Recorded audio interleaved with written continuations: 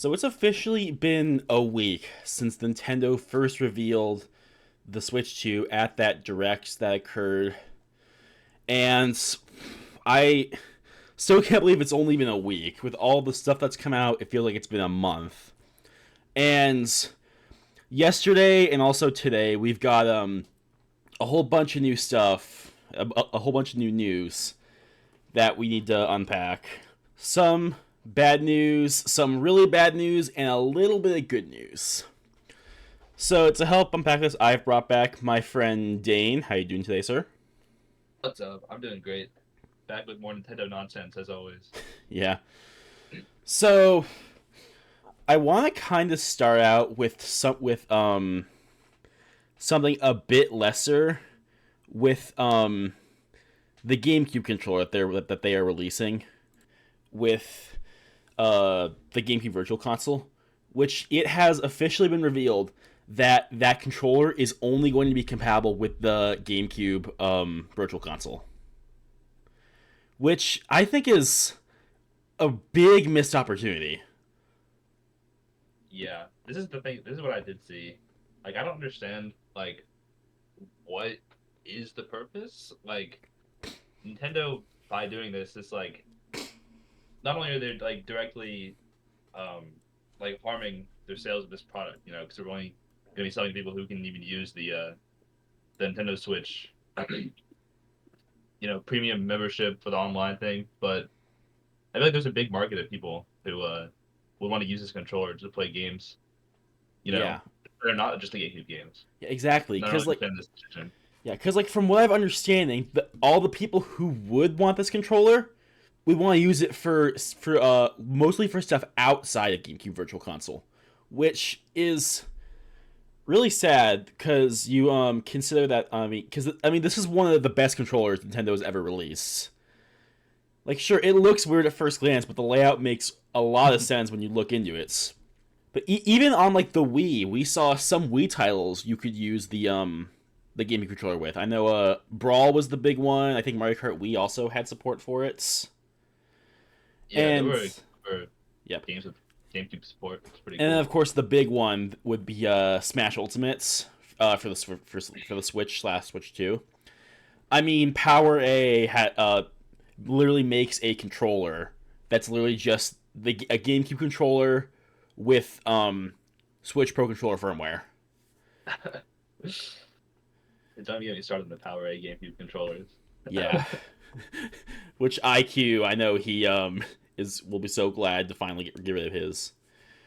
But I do think that it is a possibility we could get support for in the future because I remember the Nintendo 64 controller that they released, uh, or Super Mario 3D All Stars did get a patch so you could use that controller with Super Mario 64. So they easily could patch this. I think it's very possible we could see a patch come out for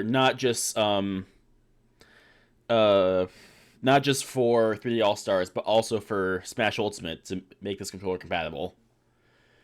So, Yeah, although it is a bit underwhelming, it could very easily change in the future. yeah, I think as well. Like, we want to address the elephant in the room that is like Smash Six, that we know is probably coming out at some point because For sure, it big cash is. grab for Nintendo. Like, I first see them making another like new line of GameCube controllers, like they did for Smash Four and Smash Ultimate, anyways. So Yeah, I personally wouldn't be surprised if we don't see this GameCube controller extended beyond the Nintendo Online GameCube library. But yeah, it is what it is. yeah. Which I don't think we're gonna get another Smash game for a few years because obviously Sakurai has his hands full with Kirby Air Riders right now. Okay, moving on to some unfortunate news about the Duskbloods. So I saw this on the reveal trailer and I was so excited for a new Souls game. And then a few days after this release, there was a Q&A done with the game's director Hidetaka Miyazaki. And unfortunately, this is not a new Souls game. It's a I believe the word I heard was competitive multiplayer. I don't think that's the word Miyazaki used in the interview, but that's what I heard from a secondary source that I saw, Huh. where all like the different environments you're seeing, those are all like maps.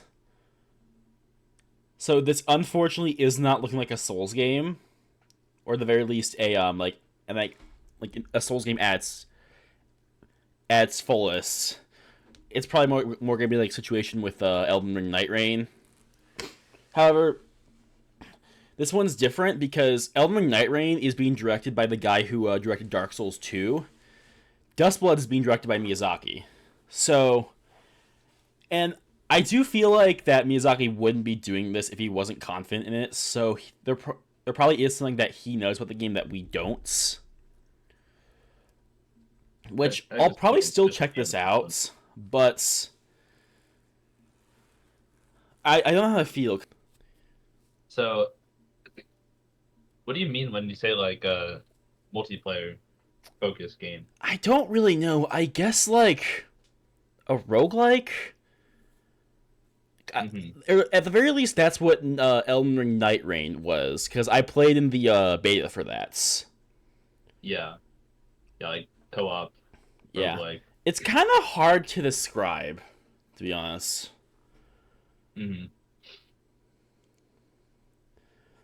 But I guess time will tell with this one. So now let's move on to some of the bigger stuff.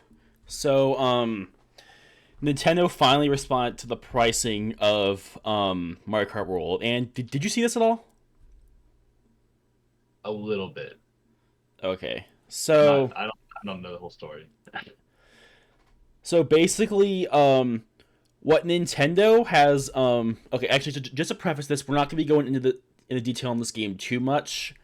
We're gonna be making a video, or I'm making a video after the Mario Kart World Direct that is occurring on the 14th, I believe, or is it the 17th? It's the Whatever, 17th. 17th. Okay, Yeah. so there'll be a video about Mario Kart World after that happens. But as of right now, Nintendo responded to the pricing of this game, and the idea is that they're gonna be pricing games based on, I guess, the amount of development time and, I guess, by extension money that went into them, but also and this is the big kicker, the replay value or what they believe the replay value is going to be part of the pricing. Which I have a couple words to say about that, but I'll let you speak on that first. Yeah. I think that's an interesting way to go about things because, like, obviously, games like Mario Kart are gonna have more replay value than like a game with like a story that you play through once, maybe like twice. Yeah, Mario Kart, just you kind of sit down whenever you want, play with yeah. friends. It's pretty much infinitely Which, replayable, I right? mean, you really can't declare the replay value of your game before it's released. The replay value of a game can really only be declared by the people who actually play it and like spend like a lot of their time with it. Which, I Yeah, mean, I think that's true. yeah, like there are a number. I have a number of games that are have that kind of replay value, like Breath of the Wild, Odyssey, any of the Souls games, pretty much. Those have amazing replay value. Hmm. Mario Kart's a bit different because it's not really this linear game. It's like you said, which just kind of sit down and do whatever. Yeah, But I really don't think that this is the best way that they can go about it. Or rather, I feel like this is just them trying to talk out their ass and try and like find literally any justification they possibly can for pricing this game. yeah, I agree. I think like because at the end of the day, it's ultimately about the player, right? Because like if I buy Mario Kart World and like say I think it's terrible, I play it once and never play it again, then like That's still $80 to what Nintendo. is yeah, what is the justification for like Nintendo's like, oh, replay value? Well, I don't like the game. I don't care. Yeah. You And know what I also, mean? this is something that this has been the biggest selling point of the game is driving virtually anywhere. Hmm. Which from every I've watched a number of secondary sources on this, and all of them are saying that in the interviews, like everyone who's played the game is like, oh my gosh, it's amazing. I can just go anywhere. Like they talk about like it's this new revolutionary feature that's never been done before. Which for Mario Kart, that is true. It has not been done in Mario Kart before. But for the entire racing game genre as a whole, this is not new at all. Like, and I mentioned this in the analysis that we did. But if they're really gonna push this whole selling point and they're pricing it accordingly because they think it's that revolutionary, it's really not, because the earliest game that would have matched the format that they are doing here would have been Forza Horizon 2, which released in 2014, over 10 years ago. Which Horizon 1 did do open world, but that game released on the Xbox 360, so they couldn't do, like, you can go out in the fields and stuff. You were restricted to, like, you were confined to the roads around this mountain in Colorado. So that's more of like I guess a proof of concepts, whereas Horizon 2 was more of the actual, like, what the developers imagines. Yeah. And I wouldn't doubt that Nintendo probably contemplated doing this for Mario Kart 8, but they probably couldn't get it off due to performance. But I think that's enough talking about Mario Kart World for now. Which now let's get into the real meat and potatoes of this, which is a statement that was made by Doug Bowser, the current president of Nintendo. To understand the significance of this, we need to understand another console launch that is looking to be very similar to the Switch 2. And I'm, of course, talking about the launch of the Xbox One back in 2013. Are you familiar with this at all? The Xbox One launch? I can't say I am. Yeah, I have a feeling.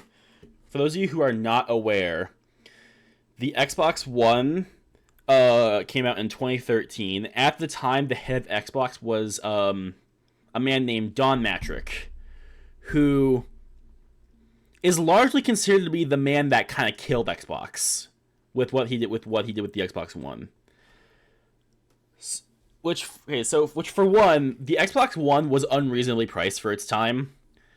The original MSRP for that console was $500, which was really bad considering that launching around the same time was the PlayStation 4, which you could buy for $400.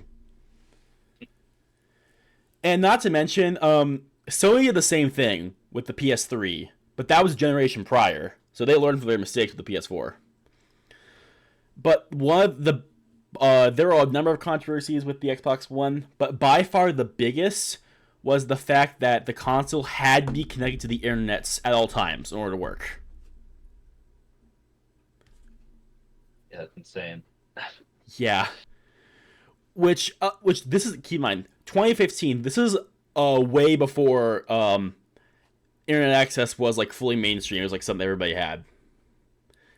So not everyone had access to an Xbox One, and Don Mattrick was asked about this in an interview. This is a very famous clip, or rather infamous clip, where Don Mattrick was asked. I'm just gonna let this whole video play out. It's a great line for games, and absolutely. I think people are going to love it, and then they're going to understand what we're trying to create and how it links games and entertainment, the functionality of the box, some of the advantages that you get of having a box that is designed to use an online state.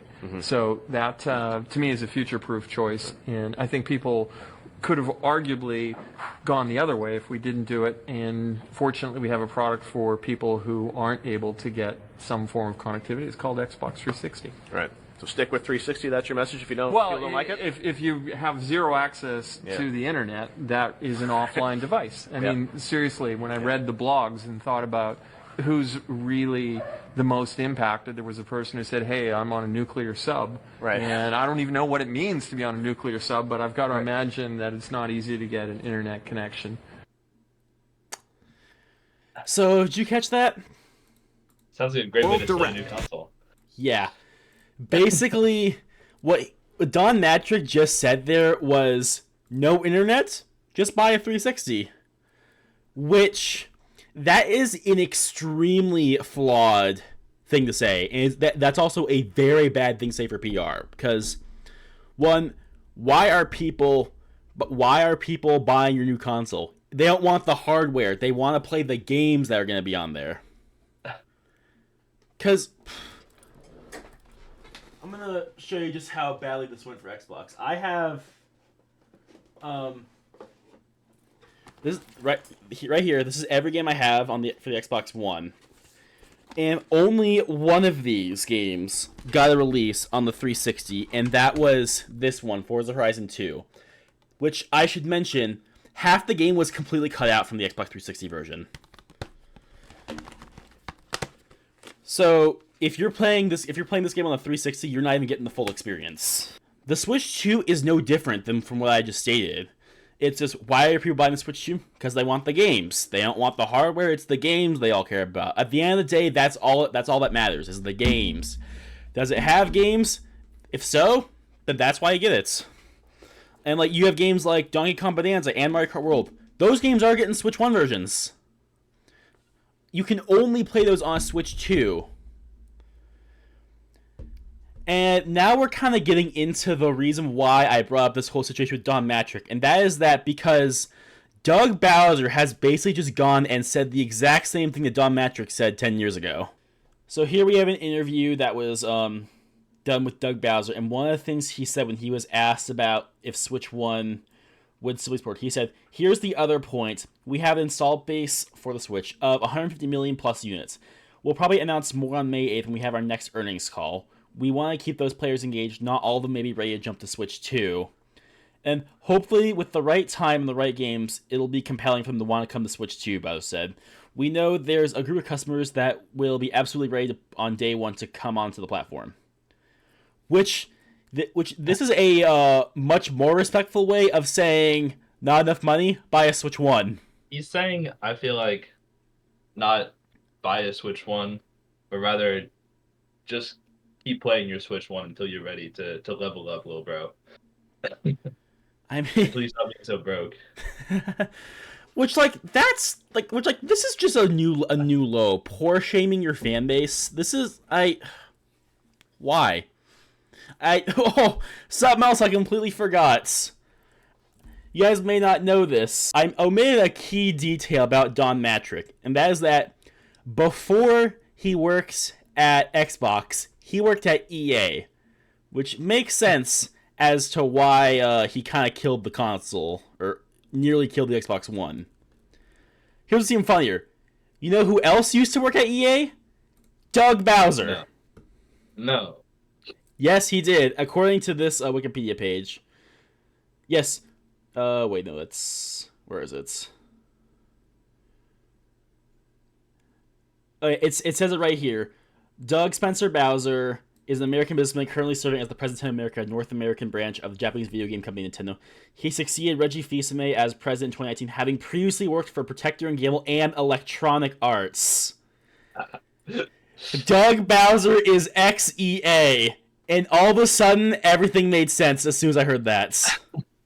I don't know how I've never heard about that before. Me neither. I didn't hear about it until just recently either.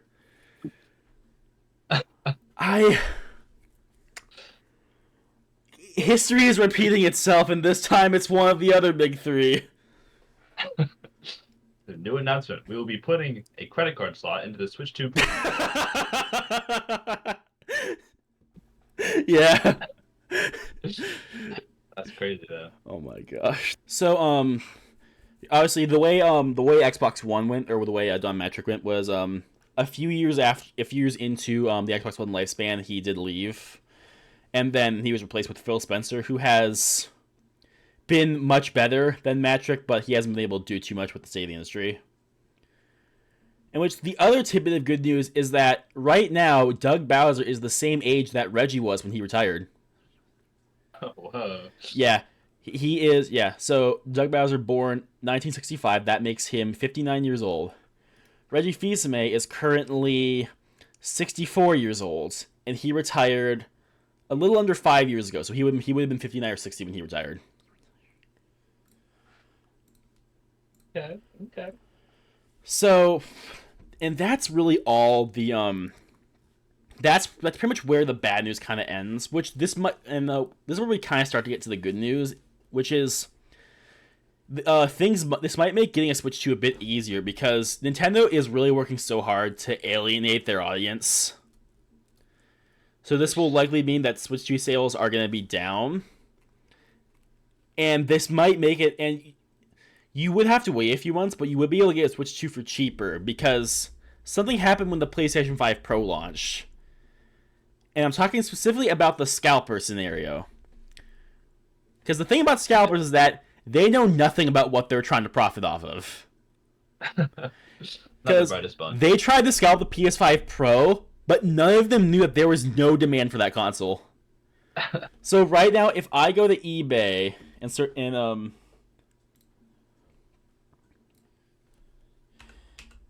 if I type in PS5 Pro and hit enter,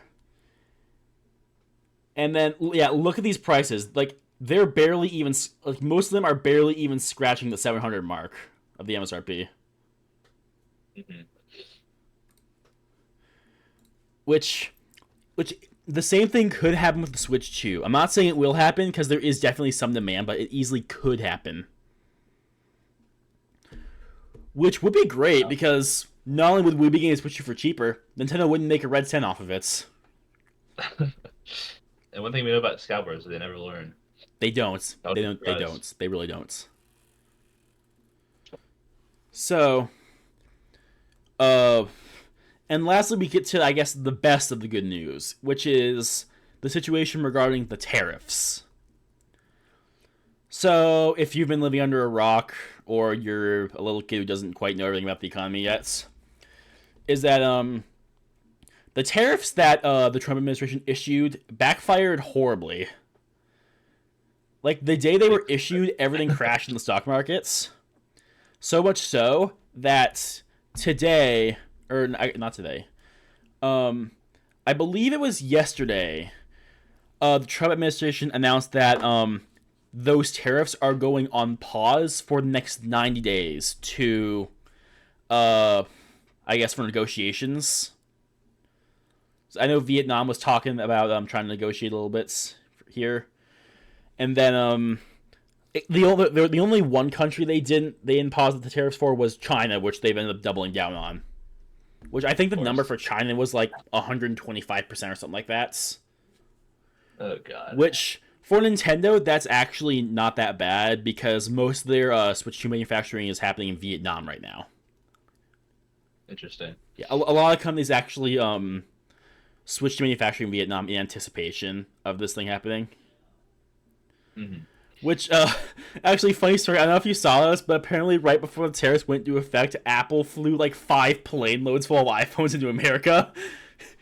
Really? to just get them in before the tariffs went into effect. Which I think is just so funny.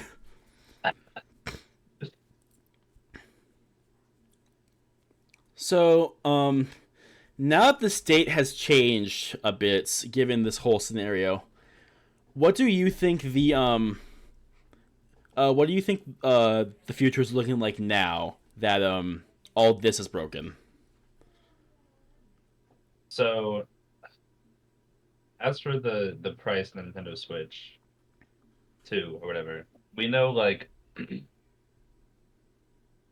so the Switch, like Japan only, cost significantly less or whatever. Yeah, it's region locked though. Keep that in mind. Yeah, but like that was that because of the tariffs? That the I don't know. It had to have been a money-making thing. Because, yeah, I feel like, I don't know, with Nintendo you never know, right? Yeah, they're like a wild card. You never know what they're gonna do next. like, for example, you never know if they're gonna double the number of tracks in Mario Kart 8. Yeah. That was probably one of the craziest directs we had that day. Yeah, I personally don't foresee, the Switch 2 price being lowered on launch. On launch, not at all. Which, Yeah. the big one I saw was, is it going to be raised due to tariffs? And for now, I think it's going to stay the same.